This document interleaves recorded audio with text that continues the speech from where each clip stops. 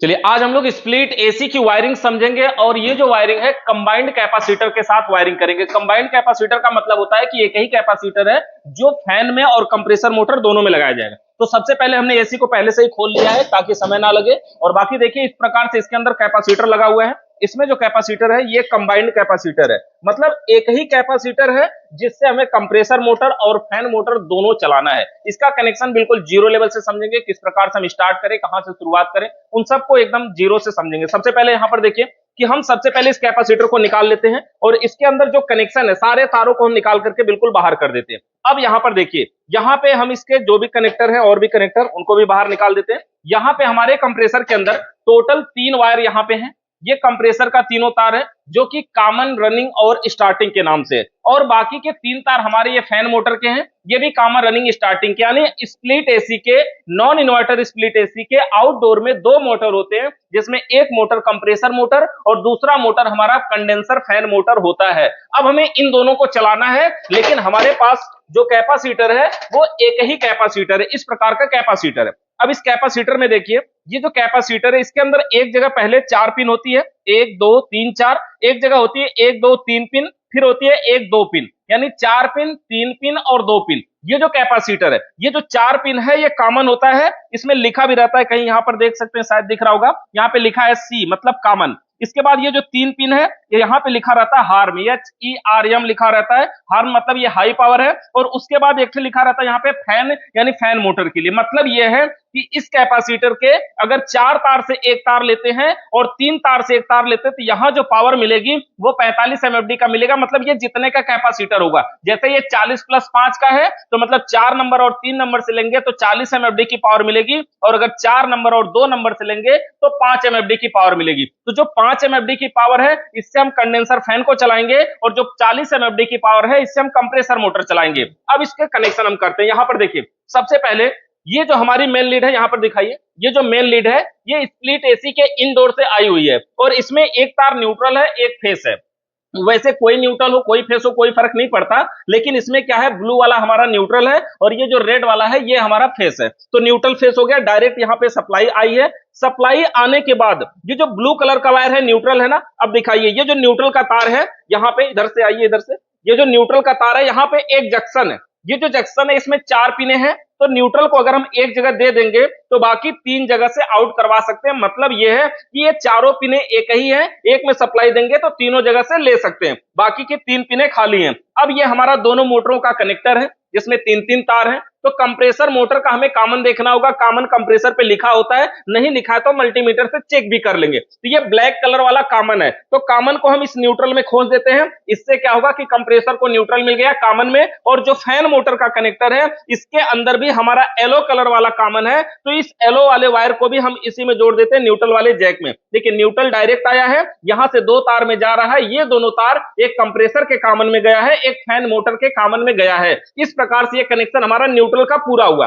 अब फेस की बात है, फेस की वायरिंग करने के लिए ये दूसरा कनेक्टर हमारा फेस का है। इस फेस के वायर को कैपेसिटर के 4 नंबर पिन पे देना है, यानी 4 नंबर कॉमन का है ना, इसलिए डायरेक्ट फेस के वायर को 4 नंबर पे जोड़ देना है। देखिए इस प्रकार से जोड़ दिया। बाकी के दोनों मोटरों से, कंप्रेसर मोटर के भी 2 तार बाकी हैं और फैन मोटर के भी 2 तार बाकी हैं। देखिए जो रनिंग और स्टार्टिंग होते हैं ना, यानी कि जो मोटर में 3 तार होते हैं उसमें एक कॉमन होता है, एक रनिंग होता है, एक स्टार्टिंग होता है। तो किसी भी मोटर का रनिंग और स्टार्टिंग वाला जो दोनों वायर होता है उसको, रनिंग और स्टार्टिंग वाला दोनों वायर को कैपेसिटर में जोड़ा जाता है। किसी भी मोटर का हो, चाहे वो कोई भी मोटर हो, सिंगल स्पीड सिंगल फेस का अगर मोटर है तो उसमें रनिंग और स्टार्टिंग का दोनों तार कैपेसिटर में जोड़ा जाता है। अब देखिए ये हमने जो कनेक्टर अभी लीड पकड़ा हुआ है, ये जो दोनों तार है इसका न्यूट्रल हमने कॉमन में लगाया है, कंप्रेसर का लीड है न्यूट्रल कॉमन में लगा दिया है, और उसके बाद ये दोनों तार बचे हमारे रनिंग और स्टार्टिंग के। इसमें रेड वाला रनिंग है और व्हाइट वाला स्टार्टिंग है। नजदीक से दिखाइए, जो रेड वाला है रनिंग है, यानी कि इसको हम लगा देते हैं इसके 4 नंबर वाली पिन में,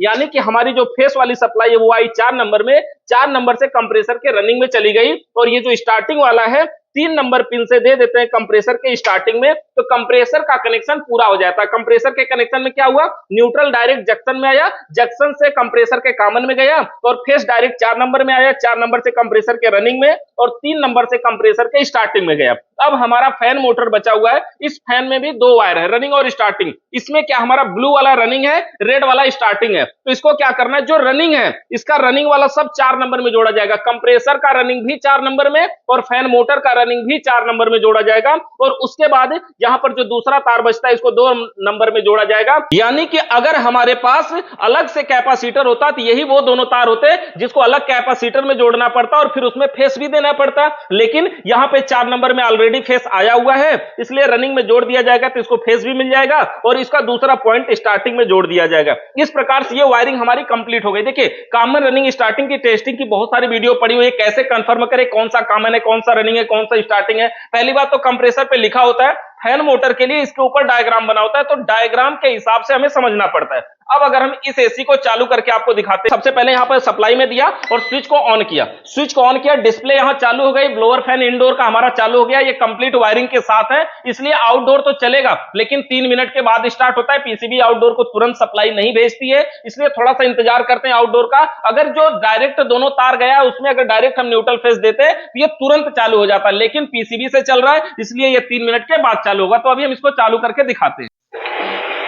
तो देखिए, इस प्रकार से हमारी स्प्लिट एसी का आउटडोर स्टार्ट हो गया है बढ़िया तरीके से। अगर स्प्लिट एसी का आउटडोर स्टार्ट हो जाए तो भी ये जरूरी नहीं है कि हमारा कंप्रेसर मोटर ठीक है या जो हमारी वायरिंग है वो सही है। इसी को कंफर्म करने के लिए हमें क्लैंप मीटर के जरिए इसका एम्पियर चेक करना होगा कि कितने टन की एसी कितना एम्पियर लाइट लेती है, उतना ही लेना चाहिए। अगर ये कनेक्शन गलत रहेगा तो हो सकता है कि एम्पियर ये उससे ज्यादा ले, और अगर कनेक्शन कुछ और गलत है तो हो सकता है एम्पियर उससे कम भी ले। यहाँ पे हम एम्पियर चेक करते हैं। एम्पियर चेक करने के लिए हमारे पास डिजिटल क्लैंप मीटर, इसको एम्पियर मोड पे सेट करते हैं, और जो दोनों तारों के द्वारा ये चल रहा है उसी तार के किसी भी एक तार में, न्यूट्रल में चाहे फेस में, किसी एक में इसको लगाएंगे, और लगाने के बाद इसके डिस्प्ले में देखिए 4.4 एम्पियर ले रहा है, मतलब ये ठीक है। एम्पियर जरूरत से ज्यादा नहीं लेना चाहिए। तो इस प्रकार से इसमें है कि ये हमारा 4 एम्पियर के आसपास ले रहा है। इस प्रकार से हम आउटडोर की वायरिंग कर सकते हैं। वायरिंग को हम एक बार फिर से रिलैक्स समझते हैं। देखिए, हमने यहां से सप्लाई को निकाल दिया, यहां से नजदीक में एक बार शॉर्ट में समझते हैं सबको कि किस प्रकार से काम करेगा। देखिए, सबसे पहले इसमें सप्लाई है ब्लू कलर की न्यूट्रल का वायर आया है एक जंक्शन में,